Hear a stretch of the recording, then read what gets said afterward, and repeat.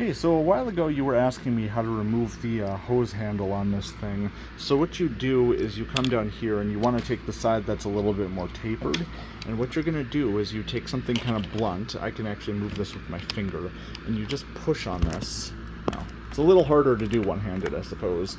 But yeah, you want to make sure your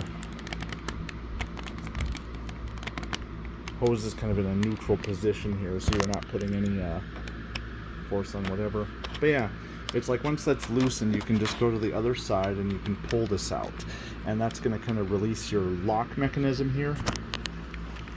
I think we're just kind of stuck on something. There we go. So with that out, and the other thing to do is you want to remove this piece here and this piece here. I generally do that with like a hook and pick set.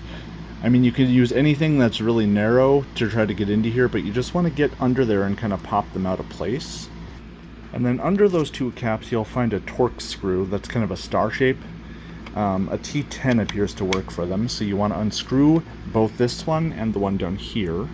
Okay, and once those screws are off, what you're going to do is you're going to lift up on the front part of it.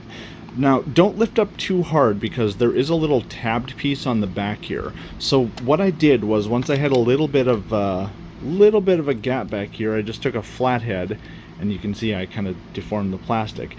Took a flathead and just gently pried at it. If you want to, you can try to get them on both sides to put a little less pressure on it. But yeah, once you have that off of there, you can just pop your connectors out like that. Now, when you're cleaning this hose, do not get this part wet, because obviously this is where all your electronics are. You can wash the rest of this because, you know, everything else is just wires, pins, and these cuff connectors here. And if you have like a bit of electrically conductive grease, I forget what it's called, I think it's like fader lube. It's something used in like electric guitars. You can apply a little bit of that to these rings in order to keep it sliding smoothly.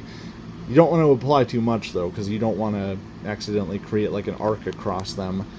So yeah, it's like once you're to this point, you can take this part and you can clean this. But like I said, do not wash that, and you know, to put it together, you just do it in the opposite order. Snap that little piece back, you know, once that's back into the connector, you just snap that back in, put your screws back in, put your covers back in, and then finally you secure your little lock and you should be good to go. I hope this helps you. I know it was a while ago, so you may have actually gotten this figured out before I got to this.